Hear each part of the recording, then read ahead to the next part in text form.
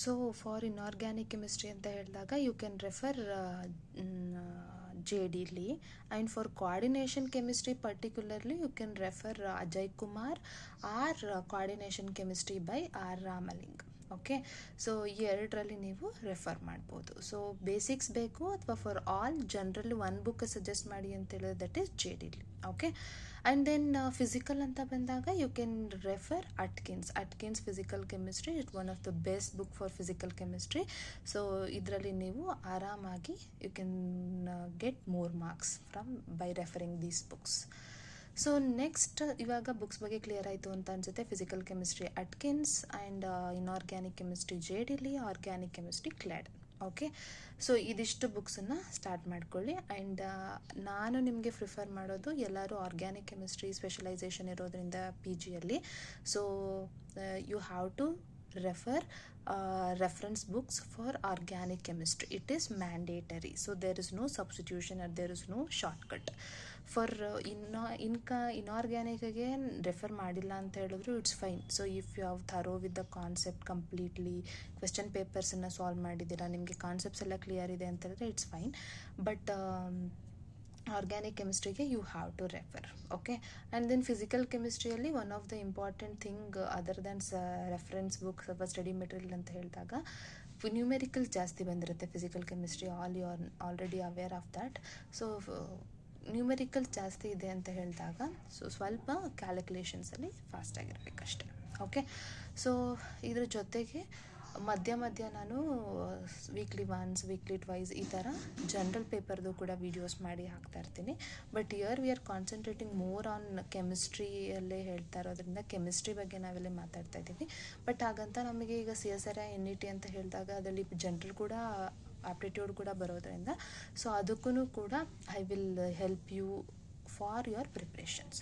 Okay, so ಇವಾಗ ನಾವು ಇವತ್ತು ಫಸ್ಟ್ ವಿಡಿಯೋ ಆಗಿರೋದ್ರಿಂದ ಟಾಪಿಕ್ಸ್ ಸ್ಟಾರ್ಟ್ ಮಾಡೋದು.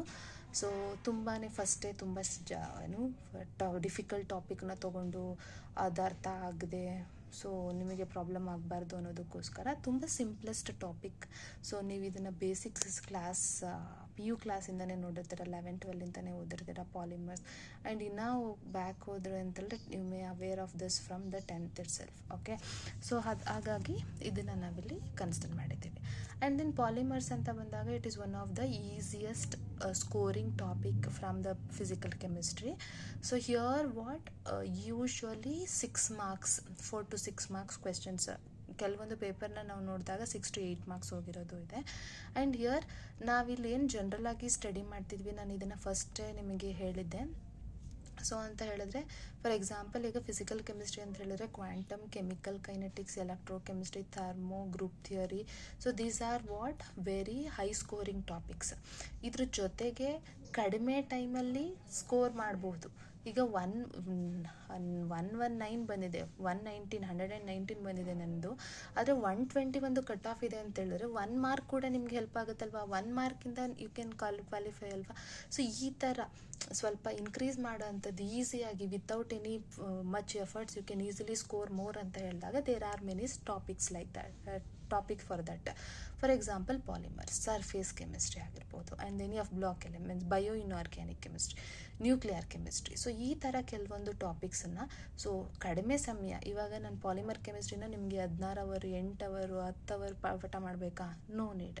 ಸೊ ಇದನ್ನು ಜಸ್ಟ್ ನಾನು 1 ಅವರಲ್ಲಿ ನಿಮಗೆ ಅಥವಾ ಒಂದು ಹಾಫ್ ಆನ್ ಅವರಲ್ಲಿ ನಿಮಗೆ ಕಂಪ್ಲೀಟ್ ಏನೇನು ಕಾನ್ಸೆಪ್ಟ್ಸ್ ಇದೆ ಅಂತ ಹೇಳಿ ಅದ್ರ ಬೇಸ್ ಮೇಲೆ PVIQsನ ಸಾಲ್ವ್ ಮಾಡ್ತಾ ಹೋದರೆ it is clear. So you can you no need to worry about this. Just you can revise whenever it is needed and you can go and attend the questions. Okay, so ಈ ಥರ easiest topic ಬಂದು polymers. So will start the today's class. So first we are going to discuss on the polymers. So polymers are the compounds, they are the gained compounds which are made up of the simplest compound or the repeating unit, that is monomer. poly means many, mer means unit. There are many units, there are many monomers are there. When monomers are linked together to form what? Polymers. Here in the polymers, based on the origin, so there are mainly two types. One is synthetic and the natural. So natural anta helidaga which is available from the nature itself. So there is no synthetic method. So here synthetic polymers are which are synthesized or prepared from synthetic method or laboratory. So next, synthetically we have two different types. One is addition and the condensation. So addition ಅಂತ ಹೇಳಿದಾಗ just monomers will add together to give you a long chain of polymer. In condensation, when two monomers are added, so there will be elimination of small molecules like carbon dioxide, H2O, ammonia. So this is what the condensation. So condensation ಅಂತ ಹೇಳಿದಾಗ condense ಆಗ್ತಿದೆ ಅಂತ ಹೇಳಿದ್ರೆ ಎರಡು merge ಆಗ್ತಿದೆ, ಎರಡು combine ಆಗ್ತಿದೆ ಅಂತ ಹೇಳಿದಾಗ, ಇದೆರಡು ಕಂಬೈನ್ ಆಗ್ತಿದೆ ಅಂತ ಹೇಳಿದಾಗ ಕಂಪ್ಲೀಟಾಗಿ ಅಟ್ಯಾಚ್ ಆಯಿತು ಅಂತ ಹೇಳಿದ್ರೆ ದೆರ್ ಇಸ್ ನೋ ಲಾಸ್ ಅಂತ ಹೇಳಿದ್ರೆ ದೆನ್ ದಟ್ ಈಸ್ ಅಡಿಷನ್. ಇದೆರಡೂ ಕಂಬೈನ್ ಆಗಬೇಕಾದ್ರೆ ಇಲ್ಲಿ ಏನೋ ಸಮಥಿಂಗ್ ಲಾಸ್ ಆಗ್ತಿದೆ, even there is a small loss, so then it is condensation. So addition ಅಂದರೆ no loss, so but the condensation there will be a removal of small molecules, so that is condensation. So next we have another three different types of polymers. So one is homopolymer, copolymer and the block polymer. So homo anta heladrenu same. So there will be polymer chain, so that is made up of only one type of monomer. Copolymer anta helidaga that is made up of two or more different monomer. So here two or more ide anta helidaga these monomers are arranged in random manner. So first ಎರಡು monomer ಇದೆ ಅಂತ ಹೇಳಿದ್ರೆ monomer M, monomer N, M ಆದಮೇಲೆ N ಬರಬೇಕು, M ಮತ್ತೆ M ಬರಬೇಕು, N ಬರಬೇಕು. So ಈ ಥರ ಯಾವುದೇ ಥರ ರೂಲ್ ಇಲ್ಲ. So they are arranged randomly. So next block polymer ಅಂತ ಹೇಳಿದಾಗ so your also that is made up of two or more different monomer unit, but they are repeated in alternate manner. So ಇಲ್ಲಿ ನೋಡ್ಬೋದು ನೀವು A B B, A B A ಬಂದ್ಬಿಡ್ತು. A ಆದಮೇಲೆ ಏನು ಬರಬೇಕಿತ್ತು, ಇದ್ರ ಪ್ರಕಾರ ಎ ಬರಬೇಕಿತ್ತು, ಬಟ್ ಇಲ್ಲಿ ಏನಾಯಿತು ಎ, ಸೊ ಬಿ ಬಂತು. ಸೊ ನಾವು ಅದೇ ಥರ ಇವಾಗ ಬ್ಲಾಕ್ ಪಾಲಿಮರ್ ಅಂತ ಹೇಳಿದಾಗ A B, A B, A, so ಈ ಥರ ರಿಪೀಟ್. ಸೊ ಏನಾಗ್ತಿದೆ repeating alternatively, but here random. So that is what the difference between copolymer and the block polymer. So next we have another different type of another classification of polymer, that is on the basis of DL configuration. So ಒಂದು isotactic, atactic and syntactic. Iso is similar to homopolymer. Iso ಅಂತ ಅಂದರೆ ಏನು, so same, ಅಲ್ಲೂ homo ಅಂತ ಹೇಳಿದ್ರೇನು same side. So ಇವಾಗ ಇಲ್ಲೇನು same. So ಐಸೋಟ್ಯಾಕ್ಟಿಕ್ ಅಂತ ಹೇಳಿದಾಗ we are classify this based on the D L configurations ಮೇಲೆ ಅಂತ ಹೇಳಿದಾಗ all the asymmetric carbon, asymmetric ಅಂತ ಹೇಳಿದ್ರೆ ಕೈರಾಲ್ ಕಾರ್ಬನ್ಸ್ ಏನಾಗಿರುತ್ತೆ ಎಲ್ಲರದ್ದು ಕಾನ್ಫಿಗರೇಷನ್ ಒಂದೇ, ಡಿ ಇದ್ರೆ ಡಿನೇ, ಎಲ್ಲಿದ್ರೆ ಎಲ್ಲೇ.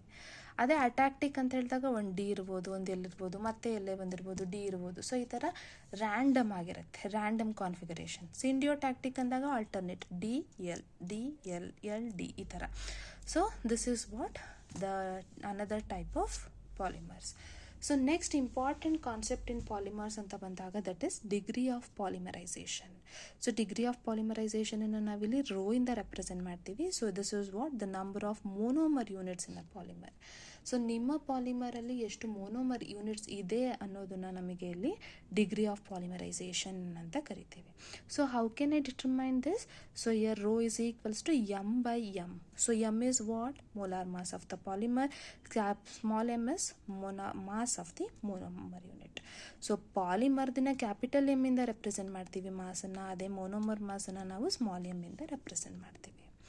And this degree of polymerization sometimes it is referred or it is represented like this, n ಈ ಥರನೂ ಕೂಡ ನಾವು ರೆಪ್ರೆಸೆಂಟ್ ಮಾಡ್ತಾ ಹೋಗ್ತೀವಿ. So here so this degree of polymerization is equals to what? 1 by 1 minus p. This is not rho, so this is p. This n is degree of polymerization. This p is what? The fraction of initial monomer that converted into polymer. So ಎಷ್ಟು percentage of monomer converted into polymer ಆಯಿತು ಅನ್ನೋ fraction ಏನಿರುತ್ತಲ್ವ, so that is what the p here. And this can also be rewritten as 1 plus kT into concentration of A naught, and this also be written as A naught by AT. So these are what the different equations for the degree of polymerization. So the different relations of polymerization. So idalli yavadunu maribaardu because all are important in one or other conditions. Okay. So ಇದೆಲ್ಲ ನೆನ್ಪಿಟ್ಕೊಳ್ಳಿ. Next, so here you are already aware that there are many molar masses, average weight of a polymer, molecular weight of the polymers ಇದನ್ನು ನೋಡಿರ್ತೀರಾ.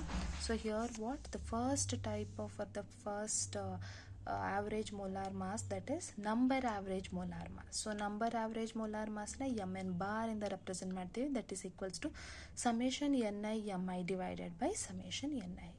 So ಅದೇ weight average ಅಂತ ಬಂದಾಗ ni mi square by ni mi.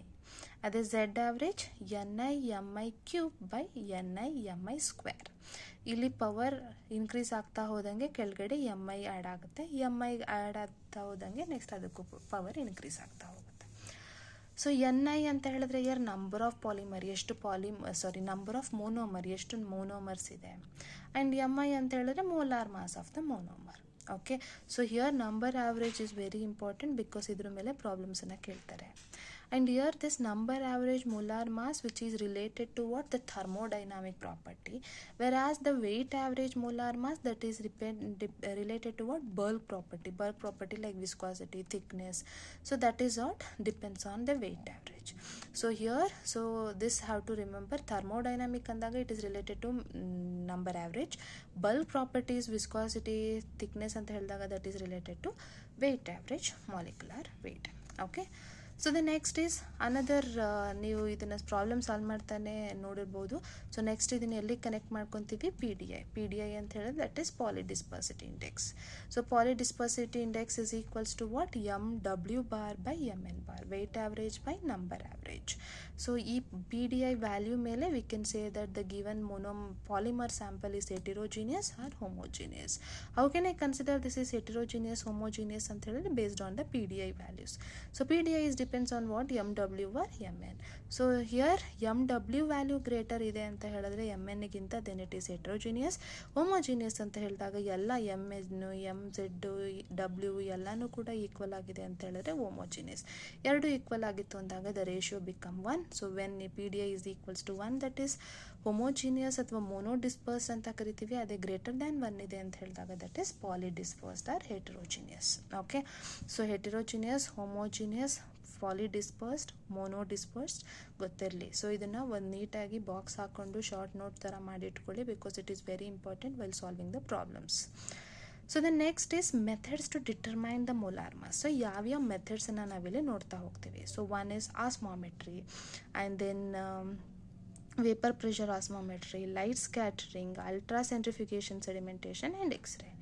So osmometry, ಅದು vapour pressure osmometry ಆಗಿರಲಿ ಅಥವಾ osmometry ಆಗಿರಲಿ, so that is determine for, that is use to determine number average molecular weight. So light ಸ್ಕ್ಯಾಟ್ರಿಂಗಿಂದ ಯಾವುದನ್ನು determine ಮಾಡ್ತೀರಾ? Weight average. And sedimentation Z average. And then ಎಕ್ಸ್ರೇನ ನಾವಿಲ್ಲಿ from that you can calculate all the three. You can determine weight average, number average and Z average molecular weight. Okay, so this is what the different methods which are used in order to determine the different molecular weight of the polymer or average weight of the polymer. Okay, so osmosis ಅಲ್ಲಿ ಅಥವಾ ಆಸ್ಮೋಮೆಟ್ರಿಯಲ್ಲಿ ನಾವು ಒಂದು famous ಈಕ್ವೇಷನ್ಸ್ನ ನೋಡ್ತೀವಿ. That is how can you calculate by osmometry ಅಂದಾಗ by using this equation, that is pi by C is equals to RT by MN bar plus PCB. C is a constant, so here pi is osmotic pressure and MN bar is what? MN bar is, that is number average molecular weight. Okay, so ಇದರಲ್ಲಿ ನೆನಪಿರಲಿ, ಇದನ್ನು sometimes match the ಫಾಲೋಯಿಂಗಲ್ಲಿ ಕೇಳ್ಬೋದು ಅಥವಾ that is calculated from ಅಂತ ABC 4 options ಕೊಟ್ಟು ಅದನ್ನು ನಿಮಗೆ ಕೇಳ್ಬೋದು. Okay, so osmometry weight average, number average, light scattering weight average, sedimentation Z average and X-ray you can calculate all the three. Okay, so next there are some formulas so that you have to remember. So relative viscosity, specific viscosity, reduced viscosity and intrinsic viscosity. So here the most important one is intrinsic viscosity. So intrinsic viscosity anta helidaga limit C tends to 0 eta by eta naught minus 1 divided by C. So here eta anta helidre viscosity of the solution, eta naught anta helidre viscosity of the solvent what you have used. In this intrinsic viscosity, here we have a famous equation, that is Mark-Hawing equation. So here this is given by this bracket ಅಲ್ಲಿ ನಾವು square bracket ಅಲ್ಲಿ eta ಏನು ಬರೆದಿದ್ದೀವಲ್ಲ, this denotes intrinsic viscosity, that is equals to K into mv bar to the power A. So A is what? The constant. That value ranges from 0.5 to 1. Here the K is a constant and then mv is viscosity average molecular weight. And here the one more question here from this Mark-Hawing equation. Here the value of A, the